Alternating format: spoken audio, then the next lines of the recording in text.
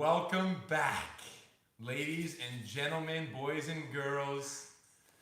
We are here, Gracie Bullyproof Part 2, health focus, and some amazing techniques. We had a ton of fun with you guys last weekend.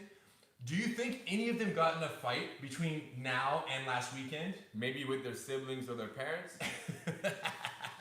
Because you didn't go to school, most likely. And fight with your siblings, you guys. Sometimes that is who you need jiu-jitsu for the most. I felt like all my life growing up, his little brother, that's where the violation was the greatest, you guys. And luckily I was bully-proof. But it was painful, and I survived to tell the stories and be here with you guys today. But it was rough upbringing with this guy as my big brother. And there were so many kids in the house. The problem wasn't he don't my big brother. That's just two of us. If there was 2 parents, 2 kids, we would be supervised. There was 2 parents, 5 kids under 10 years old. 5 kids under 10 years old. So when you hear an explosion, Did you say 2 parents? 2 parents. There's 1 parent. My mom. My mom. True that. Our dad was out teaching jiu-jitsu and traveling the world and spreading this art like we do. That's true. Even more difficult. That's even more challenging. You're right. It was 1 against 5. So because there was 5 siblings, if there was an explosion or like a kid crying or a huge glass breaking over here, my mom never really knew which room it was in or what was going on. She didn't know where to go. So it was survival of the fittest. And it was a very tough upbringing, but it made me who I am, okay? And so we're sure that you guys are experiencing some of that, those of you who have siblings, but it's always better to play respectfully and kindly. Yes. I have 2 sons, he has 2 daughters. My sons are 3 years apart, and the older one has to be reminded that the little one's only 1.5 years old. Yeah, that's not the age. What? That's not the age where... To be beating each other up. Well, that age is kind of okay. It happens naturally. They do grapple. The age that I was doing it, which was like 10 and 8. Yeah, it's tougher. You know, it's a little bit tougher. The punches are a little harder at 10 and 8 than they are at 3 and 4. They're heavy, you guys. Okay. And when I got beat up as a kid, it was no jiu-jitsu, you guys. It was just brawlage. You know? He doesn't even remember. So, health chapter, and let's do some movements first. Let's get some body movements. Before we talk about health? Yeah. We move first, Okay. and then we stretch and we talk a little bit, and then we get into techniques. Okay. Same as the regular classes. So movements, last week we did the cockroach. So you guys should all be doing this right now. Get down on the ground and we're going to review what we did last week, and then we'll add 2 new movements for this week. Little cockroach, let's This warm one, up. full circle. Who can go in a full circle with this? I want to see you guys. No Let's go. elbows and no feet, just this. Little wiggle. Both. Boom. 1 turn in each direction. And then after I did the back roll, remember this? I Yes. roll. But I need a little help. So your parents can pull your legs. Just make sure you don't roll over the neck, friends. Mm-hmm. Pull over the arm that they're looking towards. Rolling there and back. Forward roll. Excellent. Now we can do this. We do the cockroach, but we're going to go sideways now. So Yes, same Bob. principle. Okay, how's your head that way? Yes, same principle. And I use my hips, shoulders. So now we're just walking across. Hips, shoulders, hips, shoulders, hips, shoulders. We're no longer sprinting in a circle. Go from left to right. Move about how far? Like 4 feet? Yeah, 3 just feet? go and come back until you hit a wall. Look. No hands, no feet. He's just wiggling his hips, shoulders. This is very advanced, you guys. We show this to grown-ups, and they have trouble. Let me try this side. Look. So now with my head towards you guys, so the way I think about it is, you do a little hip adjustment, shoulders. So hips, shoulders, hips. And if you do it fast, you're moving. Boom. Then you go the other way. Hip, shoulder, hip. And I use my arms, look at the arms, to help my hips. Hold on. Hips, shoulders, hip. Then you find the momentum coming back. Boom, boom, boom, boom, boom, boom, boom, boom, boom. And this has 2 benefits. Besides strengthening your core, increasing your mobility, it cleans the floors beautifully of the house. So both kids, or 3 of you, or 4 of you, line up next to each other and just go like this. And then you don't have to mop the floor because it's already clean for that day. What else we got for them? Shrimp movement. Critical. So this is a technique that we use often when there's somebody on top of us and we want to move ourselves out from underneath them. So maybe I slip my leg out right here, and now I block his body. Using my foot, I shrimp my hips out. Look at the hips. And now it allows my legs to come into the party and put someone in the guard. So maybe Henry can stand over me like this, and I'll put one leg straight, and now I'm going to turn to my side. So whatever leg is straight, we turn to that side. and then the parent stands over, or the sibling. Right below their hips. Right by the hips. And I block the leg, and using my other foot on the ground and blocking the leg, my hips are gonna shoot out this way. Boom. But his hands stay. Yes. Go back. Go back. See how you did that, you guys? Wedge. And Block. watch how far he shoots back. Foot, and then my hips move away. And then I straighten my body out. And now I do the other side. Other leg straight. Both hands to the side of the straight leg. And I turn on my side just a little bit on the blocking side. And then my hips go out this way. Notice how my hips lift up off the ground just a little bit. Boom. So you can do that maybe 3-4 times. Move across the mat, move across the carpet, block, shrink. And he straightens out. Straight. I walk. Block, shrink. And the parent, how can you help me, Henry? Sure. If you're on top, obviously Henry can coach me to put my I legs go, straight. okay, yeah, flatten this leg here, champ. Great. Both hands go on my leg. Parents, you can position their hands for them. Turn your shoulders a little bit, and then I can grab them by the pants or by the belt right here, and then bring their back foot a little closer. The closer this foot is, the leg on the back side, the more push-off he's gonna have. So once he's on this side, I go, okay, champ, stay here, keep it wedged, shoot your hips out, go. And I pull this belt to bring his hips out, so he ends up in this L. Look at the L shape, Hedon's body. See, his legs are straight. It's a shrimp shape. And his shrimp. Shrimp shape. Small little crustacean, you guys, curled up. Look at that, that's how they swim, look, like that, shrimp. And then he straightens up his upper body. I walk forward, brace the knee over here. This leg's gonna be up, this leg's gonna be down. Always coaching the body parts here, turn your side, bring the hips out the back, push, yes. And if you're having trouble shooting the hips out, it's probably because your hips are too heavy on the ground. Like Hedon said, you have to take your hips off the ground just a little bit so that they can float and scoot out as far as possible. What's the benefit of this? It's a great little exercise. It's great movement. Yeah, we can't even tell you how many times we use this shrimp technique just throughout jiu-jitsu practice. I would say easy in a 10-minute rolling session between you and I. Yes. We might use this 10, 12 times each. Easy. You lose count. It's one of the most common movements. And the reason why is that in jiu-jitsu, when you have a larger person that you're fighting against, you don't want to try to move them. You want to move yourself. And shrimping is when you hold something and you shrimp away from it, you're moving yourself out from underneath it. That's why so many techniques utilize this specific movement. And if you don't have a lot of space to be scooting, like we have kind of a larger room here, but if you don't have this much space, you can do it by yourself just like this. You turn your side, put the foot, put your hands, watch, my hips go out, all the way out. Once I end up with this shrimp, now I'm gonna bring the same foot back. Like a reverse shrimp. Switch, yep, turn, hips out. Look at this, I use my foot on the ground and I pull it back in, boom. Okay, this is very advanced, and this is also a very good drill for some people who don't have someone to practice with. These are great solo drills. These are things that you can do on your own.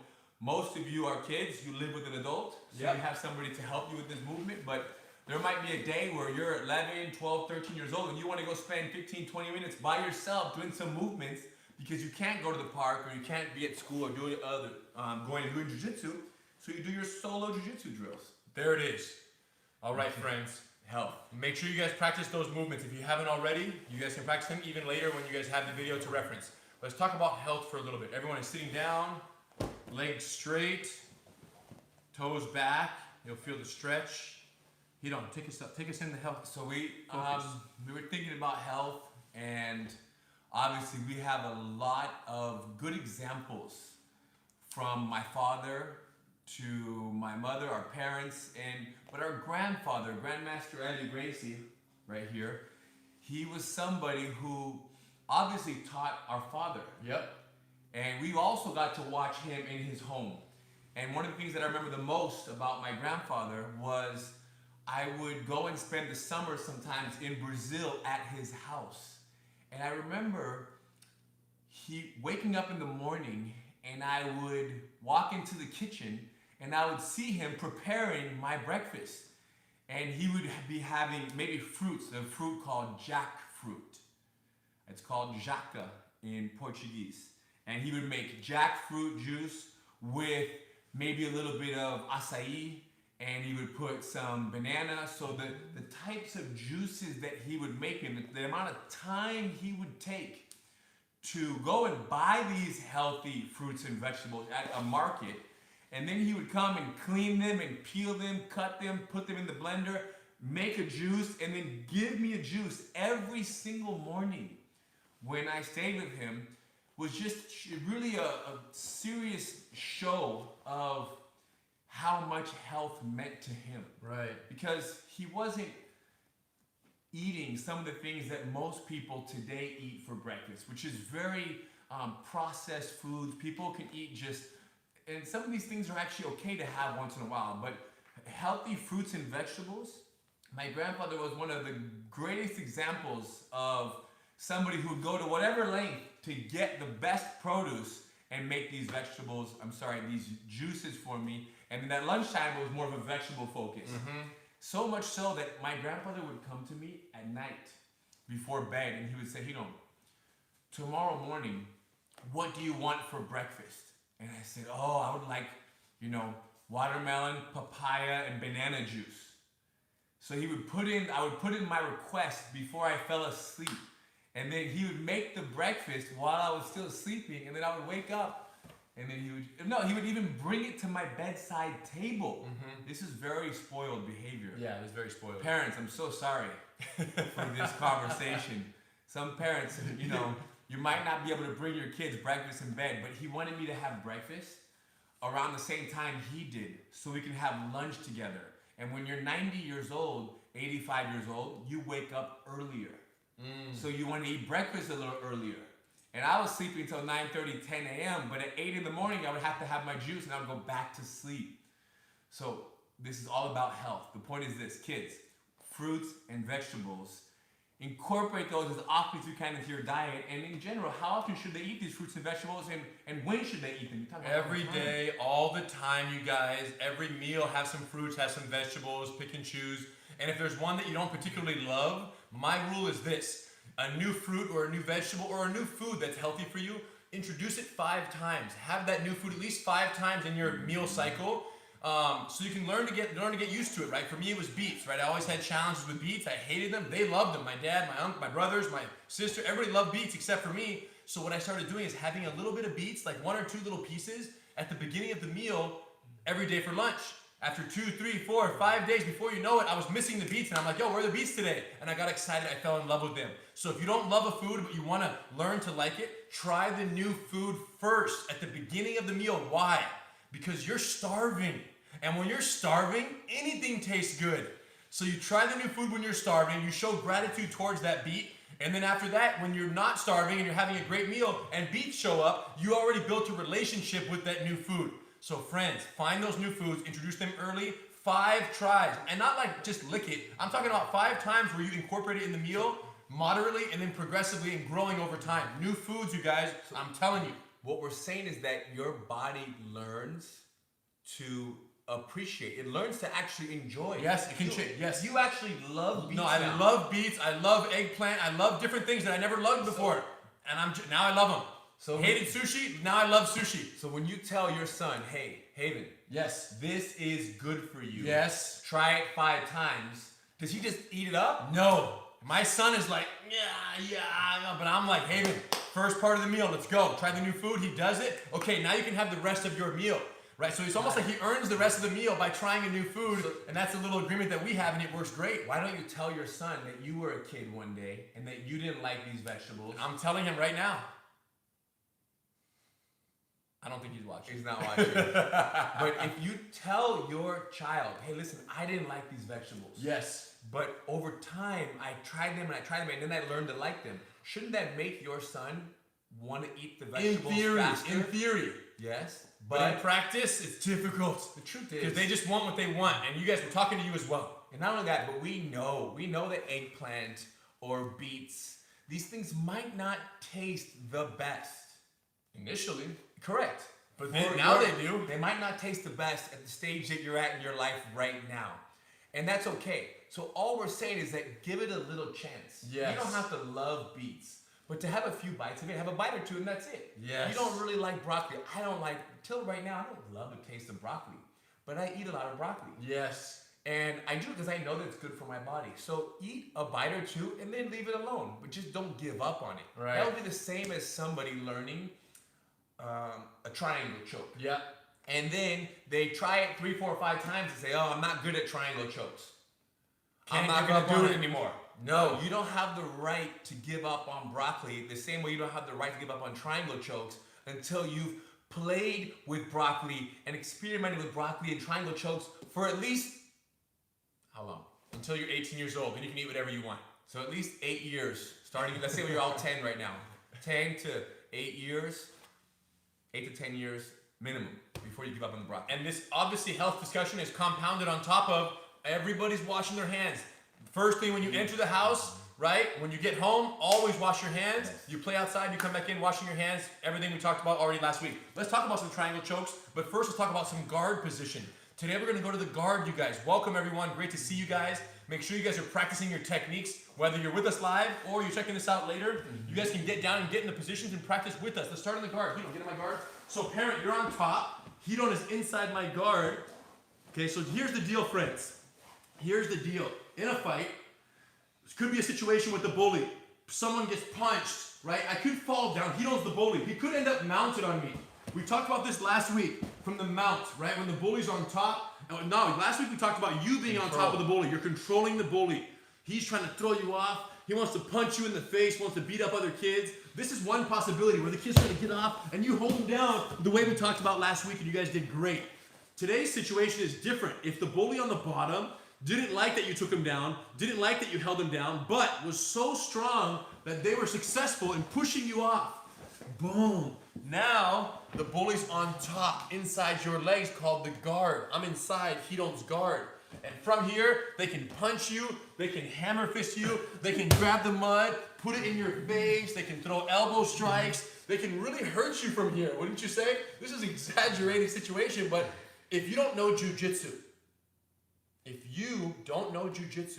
having someone inside your guard and having them on top of you, I'm the bully, he's not, could be very dangerous, you guys. Yeah, you're probably going to rush to get up and start turning and getting up. And even if they're not punching you, let's just say that it's an 8-year-old bully. Yeah. That's just holding you down. Yeah. There's just a lot of weight on me. It's hard to go anywhere. No. Now, and the reason why you feel like you want to go somewhere is because anytime you're underneath somebody, or just in general, when you're in a fight like this, you fear being hit. Yes. So the bully might not be hitting too much, but the fear of being hit makes me overreact. You hold me down, I start getting tired, and it's also embarrassing to be trying to escape for 20, 30 seconds, burning energy. Okay, let's back up and turn this way a little bit. So today we're gonna do guard focus for the bottom person. First, we're gonna talk about survival and punch protection and not getting beat up, and then we're gonna go into some other options for this person, including the famous triangle choke. But that's a little advanced, maybe for our black belt club techniques. Check it out. So Hidon is here, boom! First thing, Hidon, talk him through what's happening. Let's show him a little punch block series first. Let's just show him a little action here. So look what he's doing. He's blocking all stages. Look at this. What's up, man? I want you to do my homework for me, man. I want you to give me that lunch money, man. Okay. So here's how this I works. was really trying also, and he's not hittable. Here's how this works. Anytime you're on the bottom, the first thing you have to consider is this idea that we say manage the distance. Okay, whoever manages the distance, which means the distance is the space. There is some space between Henner and I. Right now, he's controlling, he's managing that space. If I hug his neck, hold him close, and pinch my elbow over his arm, now I'm controlling, I'm managing the space between him and I. Touch my head now, Henner. He can't reach my head the same as if I had my arms like this. Look at this. There you go. Now, so I'm hugging the neck, pinching the elbow. I keep my head off the ground, and now he reaches for my face. Go ahead, 5, 7 seconds, and I just hang on for the ride. There you go. Maybe he might punch me with the other arm, right? I can switch hands on the head and control the other arm. And now he's punching over here again. Go ahead, look. Neck hug, and then wrap his arm. So I'm always staying safe. I love that drill. And all of this is only possible because I know something that he doesn't know. I know that being on my back is not that bad. And I know that you can't do serious harm to me. You cannot hurt me if I use this strategy of managing the distance. Neck hug, elbow pinch. I love it. So whichever side the attacker's punching with, Hidon said it, use that arm to trap. If I start punching over here, he'll switch and trap this side. So if he's punching over here, he'll switch, always trapping the arm that I'm stronger punching with. Now, if the bad guy sneaks their hand in and tries to push away, watch what Hidon's gonna do. He's gonna swim and wrap it up. If I bring my other hand in, he's gonna switch hands on my head, swim, and wrap it up. So we're gonna play a little game here where the person on the top is trying to touch the head and swim. And all Hidon wants to do is make sure he's wrapped over the top. So at any point, if I sneak in, he's gonna swim through and get me back on the outside. So I'm trying to hit him, I can't. I go over here, watch what he's gonna do. He's gonna switch and pinch. If I swim inside right here, he's gonna come inside, wrap. If I come inside over here, he hands off the head, swimming, and always keeping control of the head. Why? Because if you don't hold the head, you allow posture. And if you allow posture, you allow space. Space is that distance that we want to control. So after you play that game for a little while, head control, punch protection. Don't let me reach the face. Look, it's always there, always close, always swimming, keeping my hands out. After you've done that for a little while, let's talk about a different stage where the person might pull their hands So out. that was called stage 1. This is called stage 2. Stage 1. Stage 2 now. He pulls his arm back, and now he's reaching for my body, not reaching for my head as much. Go ahead. I bring my shin, my knee inside, and my arm blocks his arm. Other side, same thing. So I place both my shins inside his arms, and I cup his triceps right here. Knees out, feet near my hips, and his hands are hooking onto my arm so I can't reach him. Now sometimes, the younger you are, you're very flexible, and this kind of happens. Yeah. It gets very kind of folded. So make sure you also push your shins away a little bit. Keep them active so there's a little bit of space and these hands can't reach my face. Parents, make sure the knees stay spread right here. If the knees come together too tight, I can still access his face. So knees wide, hooks on the triceps are hooking behind, and now I can't touch his face. And for a few seconds you hold here, and then he straightens his legs, let me back in. Boom, he drops me back to stage 1. So this happens anytime a person starts punching you in the ribs, bring your knee inside and catch onto that tricep. Other side, boom, the knee comes in. He's got great connections here. I'm trying to attack him, and when he feels ready, he drops me back in by straightening both legs, lower me back in. And kids, sometimes pull the arm back again, pull the arm back, pull the arm. If you can, this person might want to swim their arm inside right here. So try to keep this leg and your forearm together, swim inside, so there's no space for him to swim the hand through, and then, like you said, pull him back to guard. And this works great. All of this works great until you're in stage 1, and the bad guy slips his head out and sits up.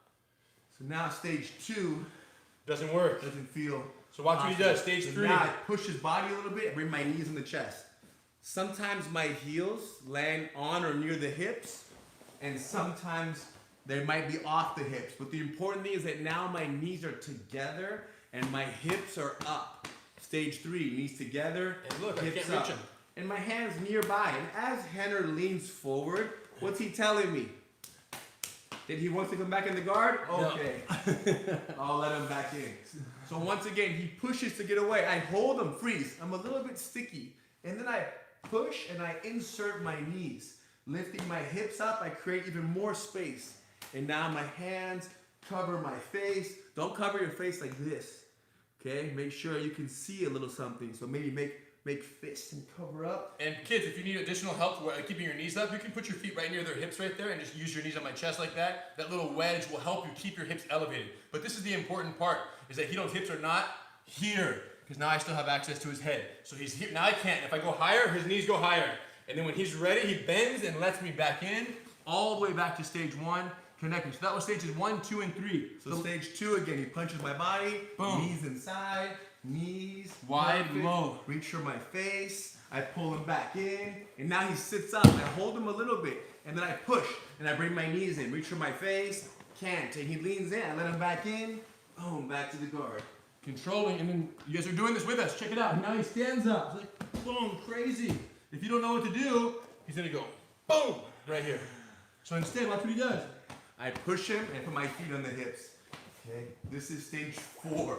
So both heels on the hips, and my legs, they're pretty straight. They're not fully locked out. A little bend, but very strong legs, covering my face, and then slowly I let him in, back to the guard. So once again, the bully begins to stand up. Push him away, put your heels, your feet on their hip bones. Strong legs, covering your face. He's leaning. Look, sticky feet, you guys. The sticky feet, look how my hips are a little bit off the ground. And my head is off the ground, covering. And then I let him in, hug the neck, and back to guard. Epic. You lay down one time, let's review everything again. Sure. So maybe you can start mounted on me. Oh yeah. So he starts in the mount, I push him off the mount. So whoever's doing the move is on top. Parents on the bottom or partner on the bottom. You're gonna get rolled off. As soon as you roll, cross your legs, bring your hands inside. Look, and swim the hands out. Boom. So we land right here. Now stay close. If you want to just hang on, you can lock your hands together. If you feel the punches are getting annoying, lower those elbows and keep the head down and away. And then from here, depending what he does, look, what was that? Swim. We call them guard swims. Boom. Come inside, lock him up again. If he's getting annoying over here with the punch, I'll swim, boom, lock it up on this side. Okay, there's the rib shots. What do? Just bring your shin inside and hook on. Other side, he pulls away, boom, hook on. Stay with him. Connections, connections. He pulls away, or if he's leaning, I let him back in, guide him back down. He's so strong, he's gonna sit up now. Look, knees on the chest, hips up. My feet are wedged on his hips, and he can't reach me. So when you guys practice this right now, I want you to stay here for a second and see. Are you guys like this? Or are you here where they can't access your face, and now you curl him in and wrap him back in stage one. And then he stands up, I'm holding him, annoying him, and then suddenly both feet come in. And you guys, whether you're practicing this with a child or it's two siblings working together, when we punch each other, we're always just doing this. Cover your head, we're just touching. Okay. We never want to touch somebody's face. There's no need to make a fist and touch somebody's face, or even with an open hand. Only when they're covering, we just want to show them that, hey, what you're covering is actually working well because they can't reach your face very well. If I forget to cover, don't slap the person in the face. No, just go like this. Oh. Cover. Yeah, boom. So that's how you gently remind the person to always make sure. Question? What if you cannot cross your legs under your training partner? Sometimes you could be 6 years old and you can't cross your feet around your partner's back, your parent's back, and that's okay. They don't reach. Your feet don't actually reach. That's okay. Think of like a crab or like a lobster. They just have two pinchers. They just have their pinchers. They just kind of clamp on. So if Hito was really huge, I would just bite him with my legs. My legs aren't even crossed. Look, I'm just clamped on. So come here. My legs are just here. Biting, squeezing like two clamps. And then my knee comes in, look. Boom, he sits up. I'm blocking. And then I let him back in. Boom, my legs are still open. Look, my feet are near his hips. I'm holding his head. So this is not the most important thing. What this does do, when you guys get a lot taller, and are able to do this, or in a situation where you can, the benefit of this is it allows you, it's almost like tying the rope, and just you can forget about it.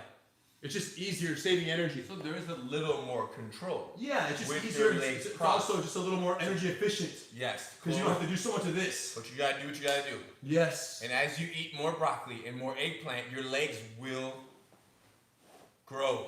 Thank you. And then guard will happen. You don't eat your vegetables, no guard for you. Okay? It's actually the truth.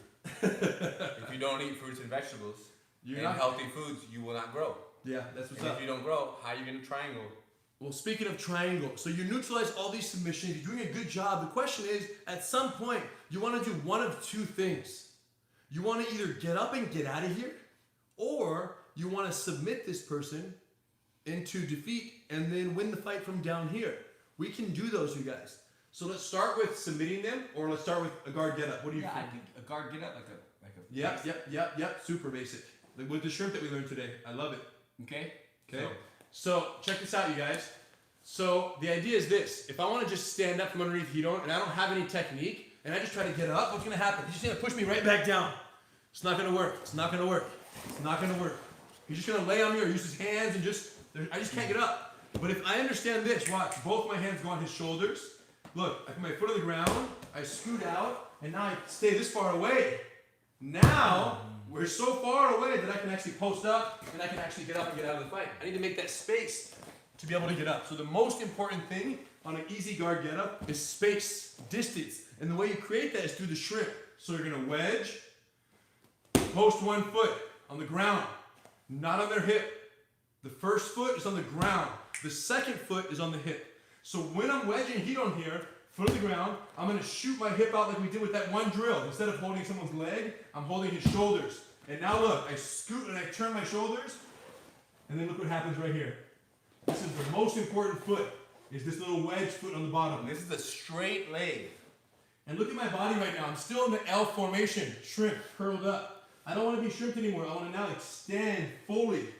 Now, if it's a life or death situation, you have a kick right here. Boom! You can use the kick in the face if you need to make distance here, or get it lean forward. This is a good time for the parents to keep this, parent to lean forward and check how strong this leg is. If it's soft leg, let them know. Go again. Strong. Look, I got a good wedge. But the point is that I can also use this leg right here, lean forward a little bit, to like push his chest away. You see, so that I have the bottom leg wedging his hip. I go to here, and then if he's coming at me, I can use this to push his chest or shoulder and make space to allow a little kick out, and then I can stand up and build the house and base in a solid manner. Try.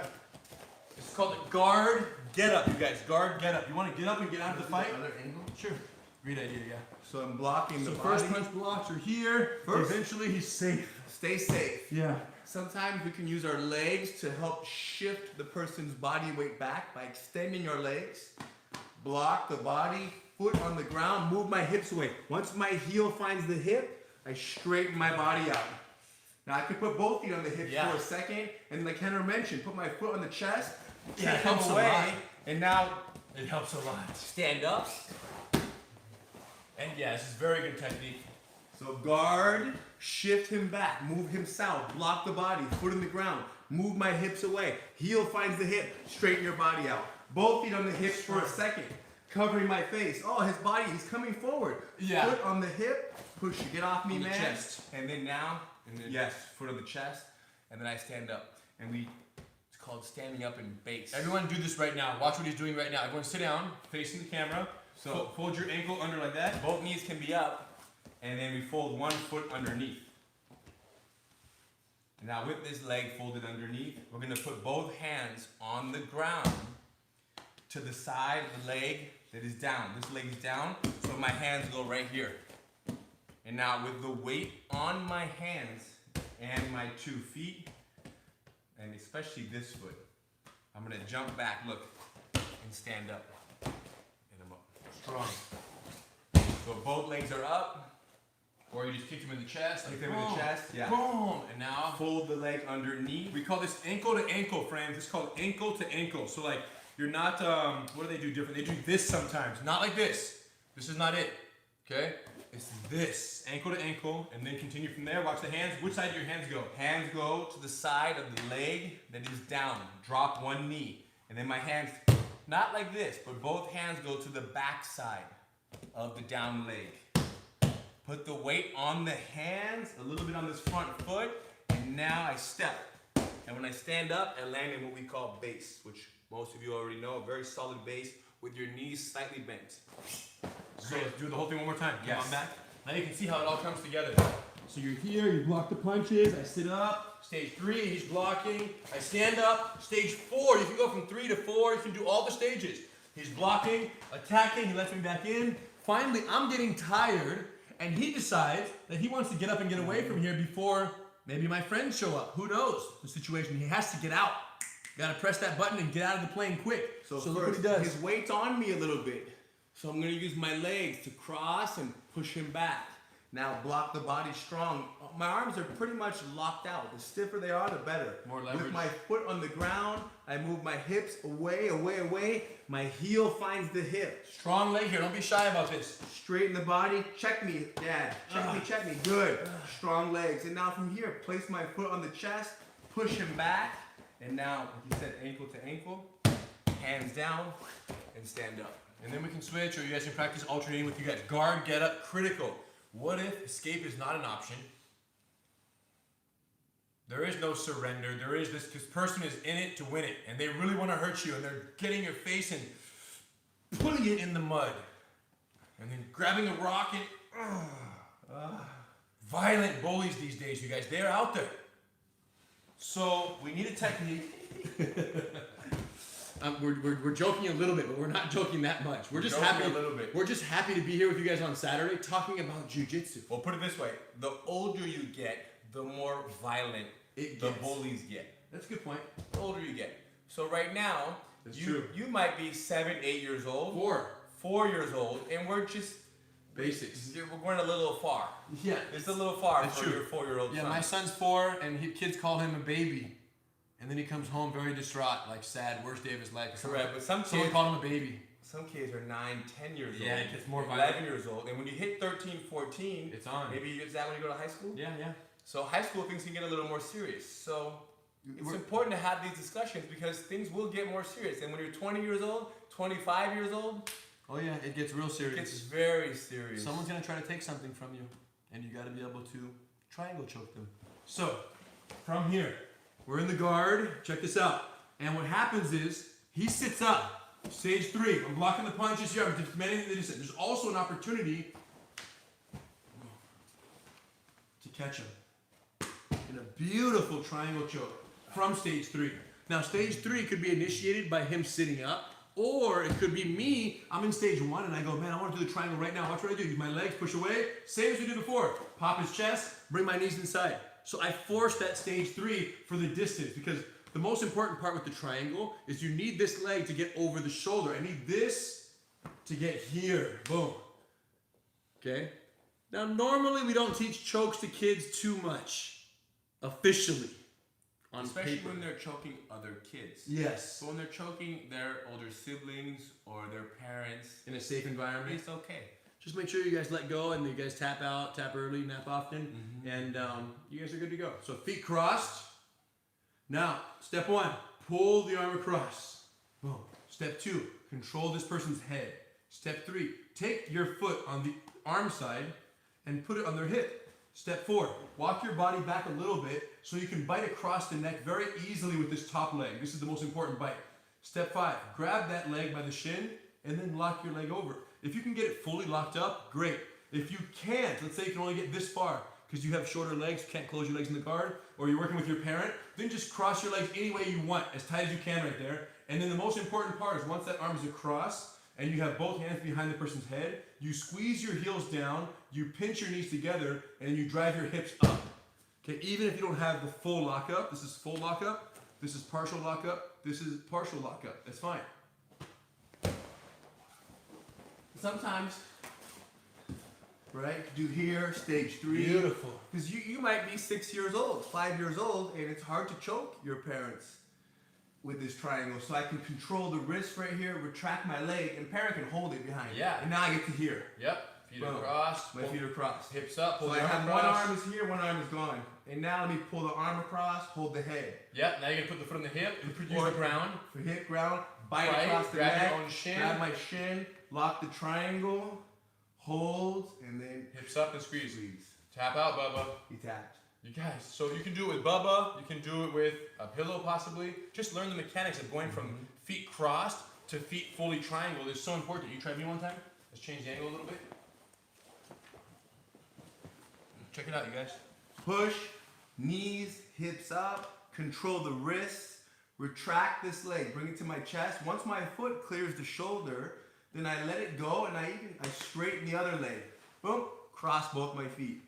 From here I can block the arms for a moment, and then when he slows down, I pull his arm across, hold behind the head, and now this foot on the hip helps me wiggle my shoulders back.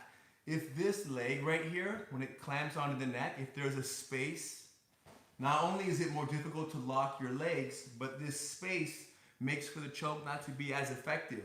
So my leg wants to be very tight around the neck. Grab the shin. We can have more leg for the final lockup.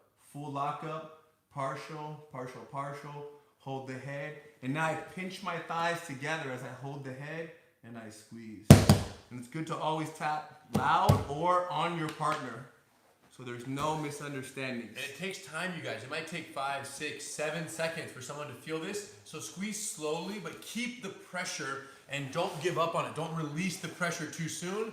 Keep that pressure as long as possible. Now, one way to get into the triangle is putting both knees on the person's chest. Beautiful. We'll show one more before we wrap things up. Another option is if Hedon is in my guard, using the exact same method we saw for the guard get up. So I'm here, staying close. I use both my hands, brace his shoulders. I scoot my hip away, get my foot on the hip. The same as the guard get up. I scoot out, but instead of kicking him in the chest, I put both feet on the hips the way Hedon showed. And then from here, he's gonna keep pursuing me. I wanna control one arm. You can grab the person's sleeve. You can hold their wrist with one or two hands like this. And then my goal is once I have his feet wedged, his hips wedged with my feet, and his wrist controlled, I take the opposite leg. Look, this leg, pull him in, and I bite. And we can go right to that lockup as deep as you can get it. If you can only get it here, that's fine. And then squeeze the head, give it 6 seconds, and you're good to go. So this variation is different because our goal is to wedge the person's hips with both of our feet. Where the previous one, our goal was to do it with our knees on the person's chest. So we're basically doing it from stage 3 and stage 4. If you remember, stage 3 looks like this. He sits up, I block punches from here. Stand up. This is called stage 4, where I have both feet on the hips. Now, stage 4, if you're kneeling, it's the same. It's still both feet on the hips. All I got to do is get a hold of one arm, which is likely because he's going to be attacking me. Right. If I'm not attacking you, you kick my chest and you get up and you get away. So I'm out of here. Yes. But if I'm reaching, trying to grab you, I'm giving you. Got one. Mm-hmm. And then when you hold both feet on the hips, remember guys, which leg goes around his neck? No. Opposite. Look, opposite of what? The arm you got. So you guys. So I'm reaching on this side. Let's show right here. Yeah. If I'm reaching on this side, he controls it, and the other leg comes around over and clamps on. Nice bite. And then right away you can grab. You can get rid of this arm under your armpit. Grab your shin, and then lock your legs as deep as possible. If you need extra help, pull that leg and lock it up, and then slow squeeze and pressure right there. So that's 2 different triangle variations. One from stage 3 and one from stage 4, feet on the hips. So I really like what's going on here, and I think I have a very good idea for a complete drill they can do. Putting all this together, a fun one, very fun. Let me be the bad guy, okay? And let's demonstrate. You start mounted on me, you're the good guy, I'm the bad guy. I'm the bully, you're the bear. So from here, I'm gonna push heat on off. If you remember last week's techniques, you can practice those a little bit too. 3, I wrap his arm, he swims through a couple times, I push him up, he swims through. After a couple of last week's techniques, bad guy on the bottom, big bench press, just grab him and shove him up. Make sure this arm is tucked in for safety. Roll, as soon as we fall, he goes right to swimming. He controls me in stage 1. So here's what we're gonna do. We're gonna do all the punch box series stages. Every time we land back in stage 1 though, we're gonna do a different submission variation. So here's stage 1, blocking, good job. Let's say that I sit up. Stage 3, block, block, block. Let me back in. Stage 1. So now he's gonna do one of his triangles. Okay, so watch what he's gonna do. Boom, hips out, feet on the hips, control the wrist. Feet on the hips strong, control the wrist, bring the leg out. Once he locks up the triangle, we go again. He blocks, I stand up, whatever. He brings the feet in, he's blocking. He brings me back in, and now he brings this to triangle again, but this time he'll do the other one. Watch, knees on my chest. This is the stage 3 variation. Hold the wrist, retract the leg, shoot over, cross the feet, redirect, foot on the hip, big bite, and tap. And then we'll go back again. Now we'll do a different stage. What stage are we missing, guys? There's your 2. Now he lets me back in. And then finally he uses his leg for the guard get up. Boom, boom. Straighten out of the eye. 1 kick. Boom. Kicks away. Base get up. And the drill's over. Very nice. Good? Very good. Listen, if you guys can do that whole drill that we just did, if you can do the whole exercise, when you get back to class at your certified training center, and you demonstrate that sequence, that's a check on your card. You just did a whole jiu-jitsu package class. And they're gonna be very proud of you to put all that together the way you just did. But you can't just do it today. You gotta review it, make sure it's sharp, so when you show up to the live verification seminar that the CTC, your coach is gonna hold, once the school opens again, they're gonna have these seminars you can go to and demonstrate the stuff we're learning every weekend. Each package counts as a class, including other things you learn through Gracie University in the actual Gracie Bullyproof curriculum, Gracie Games, Junior Combatives, and Rules of Engagement. All those things, if you learn them, you get credit. So I think about kids that are, Real quick, should we have them enter so I can give away some stuff, and then we'll talk a little more? Yes. Can we do that? Yeah, we can. So here's what we have. Over the next 3 weeks, we have. We'll leave the primeiro. Yes, you guys. The best kids jiu-jitsu bully-proof book ever written. In your library. In every library. In every library. In the world. You guys, this book is so good. Hidon's wife, Victoria, wrote this book to kind of introduce the concept of jiu-jitsu, the concept of standing up for yourself, even some techniques, right? You get into like this is such a cool book. If you don't have this, Many of you have it. look, even the trap and roll, many of you have it. Trap and roll. Some don't have it. So Kip is a kid who gets bullied at school, and then he goes home and he has a magical belt. And the magical belt, along with the help of his friend Bubba, teaches him some jiu-jitsu to stand up against Rhino. And Rhino is this guy right here. Look at this guy. Look at this guy. Look at Rhino over here. And look at the next page. and Rhino is drinking something.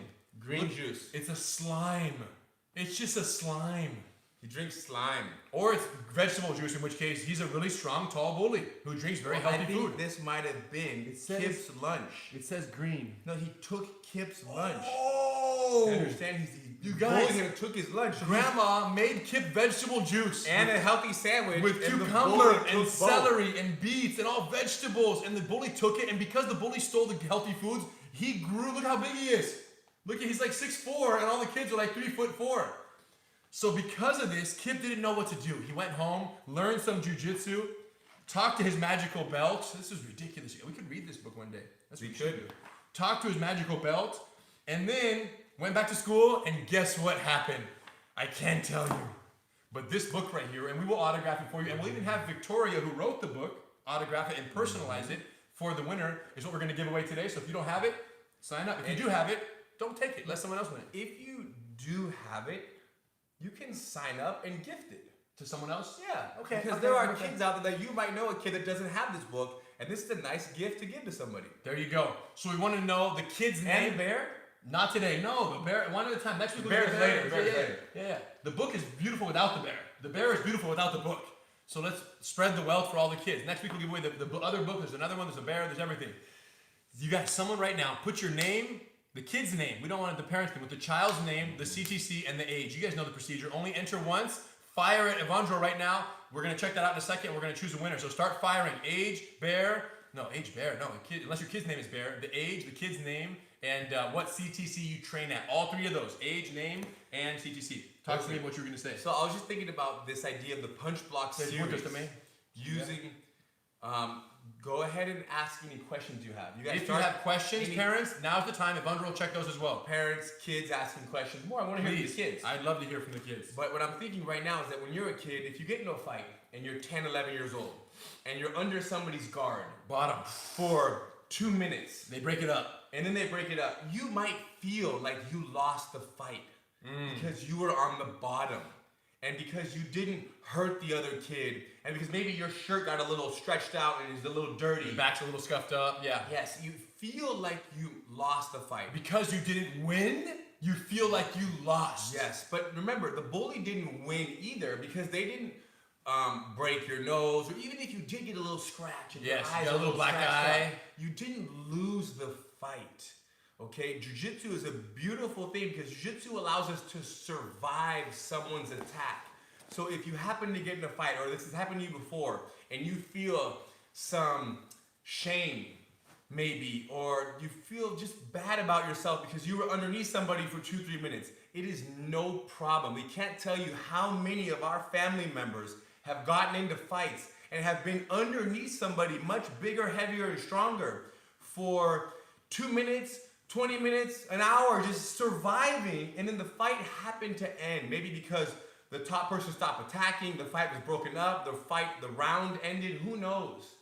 But the jiu-jitsu representative, the jiu-jitsu practitioner on the bottom, stands up and is happy that they were able to defend themselves. So as kids, you might feel this little extra pressure to be cool and win the fight in this amazing jiu-jitsu way of getting on top and doing an arm bar. It won't always be that way.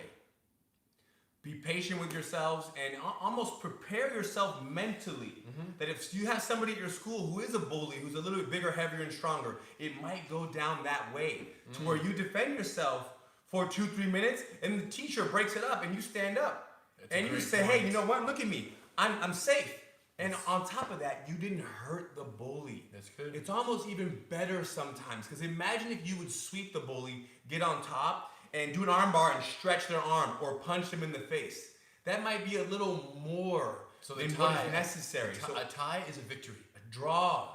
A draw is a victory. So here's the deal, you guys. If you, and this is especially important what he's saying, when it comes to standing up for yourself against a bully who's been making fun of you every single day. Everyone who's watching, kids and adults, have gone through a phase in their life where someone was teasing them, disrespecting them, being aggressive with them, right? This has actually happened. So as a result of that, you need to know that if you're gonna go say, hey man, I want you to leave me alone from now on. Don't talk to me anymore.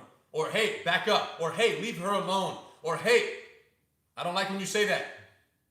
Don't do that anymore. When you stand up for yourself, part of the fear of standing up for yourself is the uncertainty of whether or not you can beat that person up in a fight. If you don't think you can beat him up, you're like, oh, I don't want to fight him. I don't want to stand up for myself because that might cause a fight. But what you have to know is your permission to stand up for yourself is not rooted in your certainty that you're going to beat anybody up. Your permission to stand up for yourself and set boundaries is rooted in your confidence that you can defend yourself. Not beat someone up. It's the survival that gives you the confidence. When I see a giant walking down the street, I don't think to myself, oh, that would be so easy to beat them up. I think to myself, wow, I don't think that giant would be able to beat me up. I think I would be able to neutralize their violence from the guard, neutralize their punches, and then I would go home. Maybe I wouldn't beat them, but they're not gonna beat me. So let your survival skills be the root of your confidence for interactions that matter most. Have you seen giants before? I see some big boys walking around. I've never seen a giant And before. I always ask myself, like, wow, that would be so fun. So, you mean people that are really, really big adults? Just big monsters. Really yeah. tall. Yeah. Taller and Just heavier big than grown-ups. you. Yeah, big grown-ups. I look at a big guy and I go, oh, that would be interesting. I always like contemplate. So Like, you believe that much in your jiu-jitsu? well, I believe that much in my survival. Yeah, that part of my jiu-jitsu. There you go. I don't gotta beat up anybody, right, to defeat everyone. To survive is to win. Because If sometimes- if two people get in a fight and nobody goes to the hospital, no one loses. Who won? The smaller person. If two people fight and nobody wins, the smaller person won. So a draw is a victory according to Andy Gracie, and he's right there. So we have to listen to what he says. No estoy bien. Time to go. All right. Come choose one. Come choose a person. Oh, let's choose one. Choose a person, yes. Yeah, great idea. So the heat on is there. Let's choose one real quick. Oh my gosh, there's so many of you guys. You guys, a kid might be 1 year older than you and just a little bit taller and a little bit heavier, and that is scary. But let me tell you one thing right now. Kids that are 7, 10, 12, that might be a little bigger than you, a little bit older, most of those kids don't know anything about anything. And if you keep training, you will have the tools to at least do what Henner said, which is the bare minimum, which is stay safe for 30 seconds, 45 seconds, a minute and a half. And when you stay safe, the bully eventually says what? I can't. And they almost get bored of you and they stand up and they get away in some cases. And the teacher might break up the fight. Or the parents that were watching the fight for the first 2 or 3 minutes, they eventually say, okay, that's enough fight. And the point is this, these survival skills, they're gonna help you guys. Right now, you're children, but they're gonna help you through adulthood, like we mentioned in the beginning, because you could be 27 years old and somebody might want to attack you, and your ability to stay safe for 30 seconds, for 1 minute, could make all the difference. Who'd you pick? Emma, congratulations. Emma's from Gracie Jiu-Jitsu Indio. It's our certified training center out here in the desert. And it's a new certified training center. Emma? Emma from Indio, California. Emma, congratulations. We're going to send this out. Have your instructor, have Cameron send us some information so we know how to get it to you. And we'll personalize it if you would like. And Victoria will as well, and she's the author of the book. Congratulations, kids. Thank you for joining us. This was so much fun, as it was last week. We're probably going to continue it next weekend. You have to talk to your CTC owner, most likely, unless there's some major event that would prevent us from getting together. This will happen next weekend. So we look forward to that. Talk to your CTC to verify all the details, and make sure between now and then you do 2 things. Three things. Number 1, practice this sequence so you get dialed in. Number 2, regular Gracie Bullyproof lessons. You should be tuning in, watching those, watch them in order, and go through them. If you already know the moves, go to the next lesson, practice it, and go to the next. Practice, go to the next. You always need that repetition. And number 3, when it comes to health, we want to know, next weekend, we want to know what new food you tried for real. We're going to ask you, and you're going to leave a comment. Required, what new food you tried throughout the week.